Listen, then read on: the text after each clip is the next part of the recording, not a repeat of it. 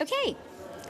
Well, good afternoon, everyone. I am really glad to be here with so many of my wonderful colleagues to talk about an important decision our government has taken, an important measure we are putting in place. Our government is taking action to improve tax fairness for all Canadians. A few minutes ago, I tabled a notice of Ways and Means motion in Parliament that will allow us to implement the changes the budget proposed to capital gains taxation. This Ways and Means motion and the legislation that will follow it reflects the capital gains changes laid out in the 2024 budget and its tax annex. Ces modifications feront en sorte qu'un petit nombre de Canadiennes et de Canadiens bien nantis paieront un peu plus d'impôts lorsqu'ils vendront un investissement fructueux. Ces revenus serviront à financer des investissements qui vont aider tous les Canadiennes et Canadiens, en particulier les jeunes générations. Ces revenus vont contribuer à financer notre plan pour construire plus de logements, plus rapidement, pour que plus grand nombre de jeunes puissent réaliser leur rêve de devenir propriétaires. Et ils vont contribuer à réduire le coût de la vie au Canada. Now, Canada could finance these critical investments by taking on more debt. But that would place an unfair burden on younger generations. Fiscal responsibility matters, and our fiscally responsible approach is, in part, what enabled Canada to lower interest rates just a few days ago, the first G7 country to do so. Interest rates are coming down because inflation is falling. Inflation fell to 2.7% in April, down from 2.9% in March. That's 4 months in a row that inflation has been within the Bank of Canada's target range. That is good news. In fact, inflation has fallen to its lowest level in 3 years, and wage growth has now outpaced inflation for 15 months in a row. Aujourd'hui, près d'1,3 million de Canadiennes et Canadiens de plus sont sur le marché du travail par rapport à avant la pandémie. L'OCDE prévoit que l'économie canadienne connaîtra le deuxième taux de croissance le plus rapide parmi les pays de G7 cette année et le plus fort taux de croissance en 2025 à égalité avec les États-Unis. Enfin, après le dépôt de notre budget en avril, Moody's et S&P, deux des principales agences de notation, ont réaffirmé le code de crédit AAA du Canada, assorti de perspectives stables. Le Canada et l'Allemagne sont les seuls pays du G7 à avoir obtenu la cote AAA de deux des trois principales agences de notation. Moody's prévoit également qu'à moyen terme, le Canada connaîtra une croissance économique plus forte que certaines autres économies AAA. These are powerful economic proof points. They show that Canada's economy is strong and resilient. They show that our economic plan is fiscally responsible. And that really matters because it means that we can afford to make the investments Canada needs and to create the good jobs Canadians need. We know now is the time to invest in Canada and in Canadians. And we know that the fair way, the responsible way to pay for those investments is to ask those at the top to contribute a little bit more. Avant de vous parler des détails de la réforme fiscale à venir, je tiens à souligner que les changements que nous apportons touchent exclusivement les profits de placement appelés gains en capital. Lorsqu'une personne vend un investissement qui a pris de la valeur comme un portefeuille d'actions ou un logement locatif, elle réalise un gain en capital. Au Canada, ces gains en capital sont imposés à un taux inférieur à celui qui s'applique aux revenus ordinaires. Aujourd'hui, en fait, seule la moitié des gains en capital est imposée. Par conséquent, si une personne réalise un profit de 2 millions de dollars sur la vente d'une action, elle ne paie d'impôt que sur 1 million de dollars de ce gain en capital. C'est un avantage considérable. There are consequences to this preferential treatment of capital gains. Many of the wealthiest Canadians make most of their money through investments, not income. But because of how investment gains are taxed, well-off Canadians can wind up paying a lower marginal tax rate than a nurse or a plumber. That's not fairness. That's favoritism. And so, beginning on June 25th, well-off Canadians will pay tax on 2/3 of their capital gains instead of just 1/2. I want to highlight 4 important points about this change.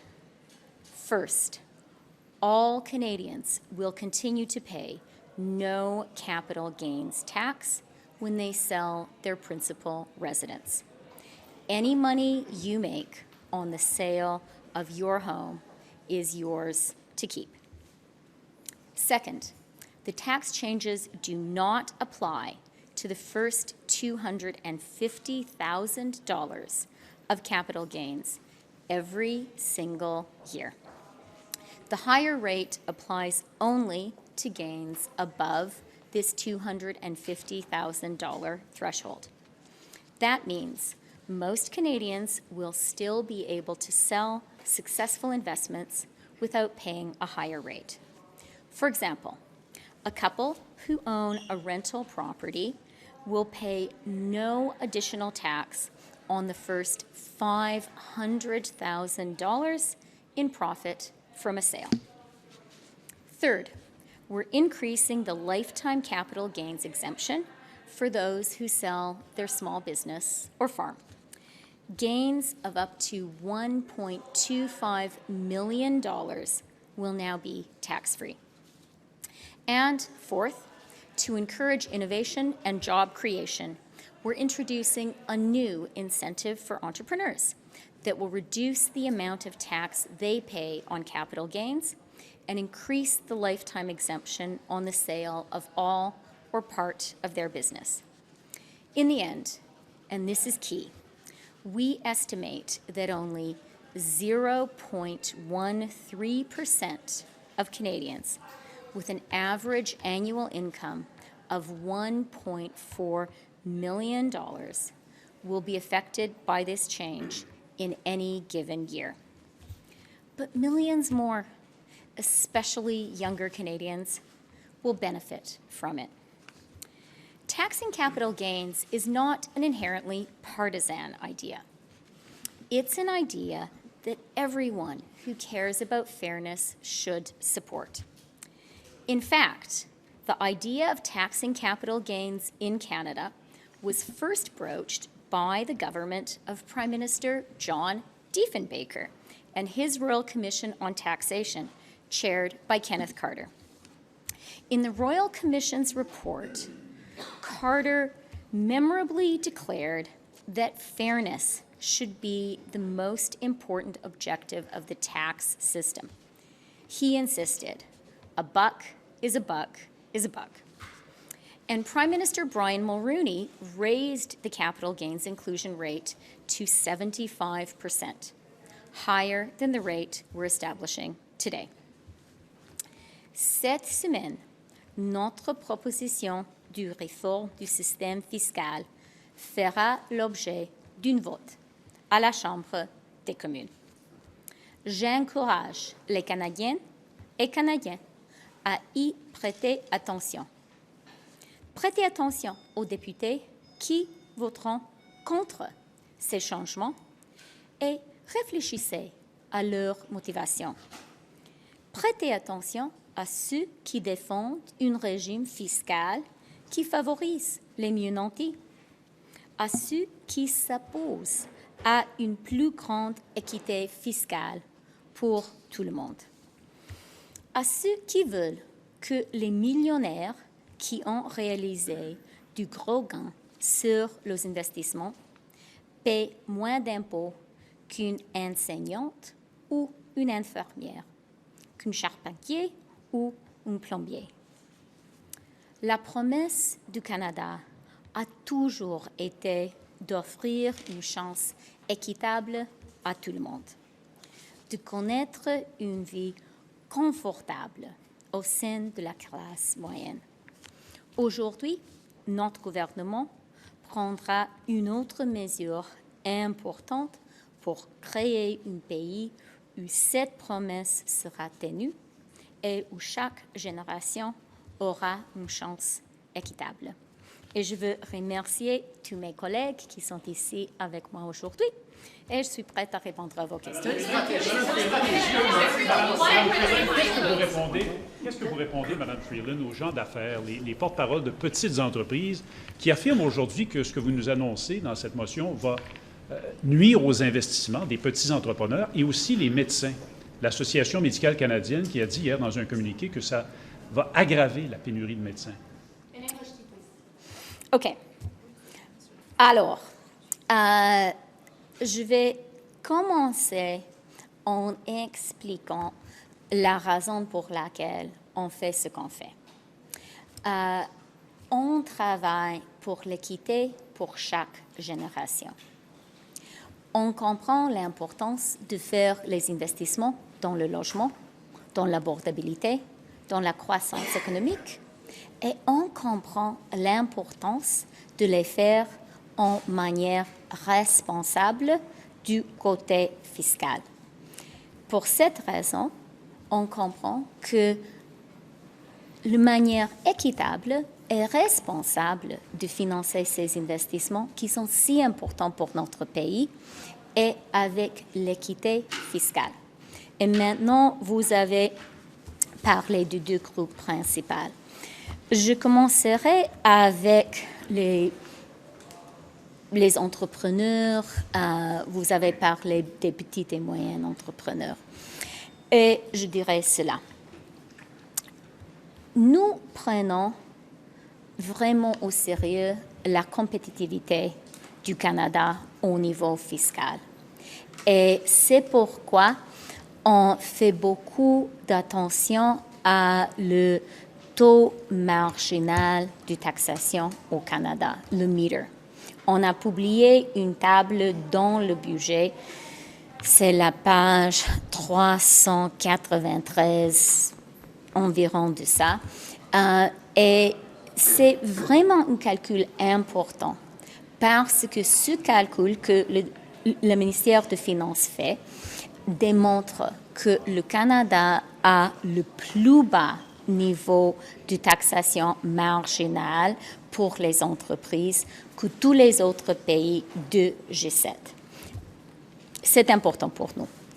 Concernant la taxation des gains au capital, je veux aussi souligner que même après les changements qu'on est en train de faire, le niveau au Canada reste moins élevé qu'en Californie, par exemple, ou dans la grande ville de New York, deux environs qui ont beaucoup d'innovation.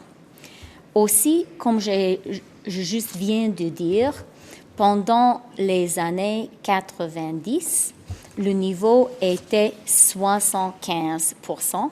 C'était des niveaux avec une grande croissance économique de notre pays. Je finirai en soulignant que on a, pour les petits et moyens entrepreneurs, on a augmenté l'exemption cumulative de $1 million à 1,2 250 000. C'est un grand changement et c'est un changement qui va vraiment aider les fermiers, les petites et moyennes entreprises, qu'ils peuvent aussi utiliser l'exemption personnelle de 250 000 $. Et on est en train de créer une nouvelle incitative pour les entrepreneurs et innovateurs. On a calculé qu'avec ce nouveau incitatif, avec un profit de 6,250 000 $, 6 250 000 $. Jusqu'à cela, on sera dans une meilleure position avec les changements qu'on est en train de faire qu'on était en avance. Et on a publié tous les calculs, on peut les partager. Finalement, avec les médecins, je vais répéter en anglais, concernant les médecins, les infirmières, tous les gens qui travaillent dans notre système de santé sont très importants pour notre gouvernement. Notre système de soins de santé est très important. C'est pourquoi on est en train de faire un investissement de 200 milliards de dollars dans les soins de santé dans tout le pays. C'est le plus grand investissement dans l'histoire du Canada. En plus, on a un programme pour les médecins, les infirmières dans les régions pour leurs prêts et leur aider avec leurs prêts qu'ils ont eus quand ils étaient étudiantes. Et j'ajouterai que les provinces et les territoires vont gagner vers 12 milliards de dollars avec ce changement. Et j'invite les provinces et les territoires de partager une partie de ces revenus avec les systèmes de soins de santé, avec nos docteurs, avec nos infirmières. Okay, so let me just start by highlighting why we are doing this. We believe in fairness for every generation, and that means we recognize we need to make some really important investments right now in Canada.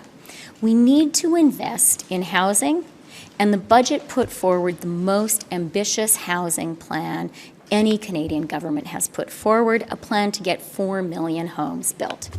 We need to invest in affordability with measures like dental care, a national school food program, more support for early learning and childcare. And we need to invest in economic growth with measures like our $5 billion investment in research in postdocs in universities, with measures like our support for AI, with measures like our investment tax credits for the industrial transition. We know we need to make these investments in a fiscally responsible way, based on a fiscally responsible foundation. And so the fair way to finance them is with tax fairness. That's what we're doing. The two specific questions on entrepreneurs, small and medium-sized businesses. We do pay attention to tax competitiveness of Canada. It matters to us a lot. The Department of Finance has a long-standing tool called METR, the Marginal Effective Tax Rate. If you look at the METR, Canada is the most competitive in terms of tax in the G7. We published that table in the budget. Please take a look. We can share it. I think it's around page 390 in French. I think of the 330s in English. We look at it a lot. Second, even after this change in the capital gains inclusion rate, capital gains remain taxed in Canada at a lower level than in jurisdictions like California or New York City, and the rate remains lower than it was throughout the 1990s, a period, I might add, of strong economic growth in Canada. Finally, we are providing meaningful enhancements directed specifically at small and medium-sized business and at entrepreneurs. The increase of the lifetime capital gains exemption to $1.25 million, and that's $1.25 million entirely free from capital gains is significant and will make a meaningful difference to farmers, to fishers, to small business people across the country. And we're creating a new Canadian entrepreneurs incentive. We've calculated that on the basis of that incentive, up to a capital gain of $6.25 million. $6.25 million is the break-even rate. Below that capital gain, Canadian entrepreneurs and innovators will be better off under our system than they would be previously. On the doctors, I just have to say one thing on the doctors, right? You guys are going to ask me. It's a complicated change, okay? On the doctors, I take that very seriously because I think all of us treasure our national healthcare system. We're really grateful to doctors, to nurses, to all the healthcare professionals across the country. And we know that this is a system that needs our support. That's why we are making a $200 billion investment in our healthcare system, the most significant in Canadian history. It's a lot of money to support a system that means a lot to Canadians. We're introducing dental care. That is going to help our healthcare system and take a burden off emergency rooms. We're introducing free diabetes medication and prescription contraceptives, another contribution to our healthcare system. We have put in place 50% forgiveness for student loans for doctors and nurses who work in rural communities because we know the need there is especially great. And finally, I would just point out that doctors can benefit from incorporating as professionals and earning their money through professional corporations. That is a tax advantage not available to many Canadians. They continue to benefit from that tax advantage. Finally, we calculate that provinces and territories, as a result of the increased capital gains inclusion rate, will have increased revenues of around $12 billion. That's a lot of additional money for provinces and territories. I would invite Canadians who feel that our doctors should be paid more to suggest that provinces and territories should be using some of that revenue to increase the actual salaries, the rate of compensation of doctors. You said before that you were not targeting this particular motion at making the Conservatives sort of take a side. But you also, even earlier today, you talked about this as not being a partisan issue. So how come you're suggesting that this is not actually going after the Conservatives to force them to take a position by making this a standalone Ways and Means motion? Thank you for the question. It's not unusual for a major tax measure like this one to be put forward in standalone legislation. That's quite ordinary practice. And I do think it's an important political moment for Canada and for Canadians. We do think this is an important time for our country.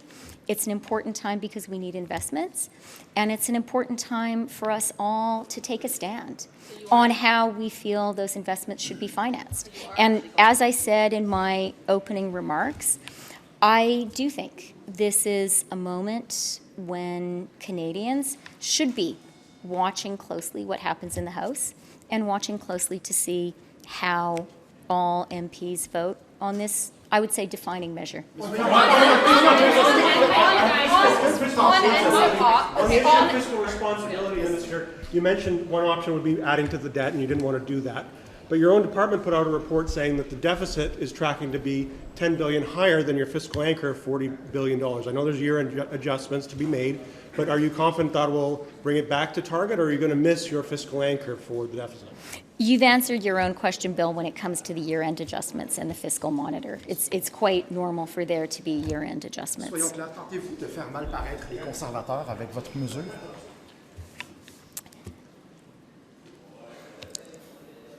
Pour moi, c'était important d'être juste et d'être clair. Et c'est pour cette raison que j'ai cité l'histoire du Premier ministre Brian Mulroney et l'histoire du Premier ministre John Diefenbaker. Et je crois vraiment, et l'histoire du Canada démontre, que ce ne doit pas être une mesure partisane. Je pense que c'est une mesure que chaque Canadien et Canadienne, chaque député qui croit que la responsabilité fiscale est importante, qui croit que les investissements dans le Canada et les Canadiens sont nécessaires et qui croit que l'équité fiscale est importante, chaque député doit appuyer cette motion. Je suis ici avec les chers collègues de mon caucus. Je sais que nous tous appuyons ces mesures et demain, on verra comment vont voter tous les autres députés. On NSCOP, will the Liberals support the motion to expand the terms of reference of the public inquiry to include allegations that parliamentarians wittingly collaborated with foreign governments? It's a really important question. It's a really important issue. All of us take foreign interference very seriously. The Minister of Public Safety will be available later today to answer all of your questions on that issue. Okay? Thank you.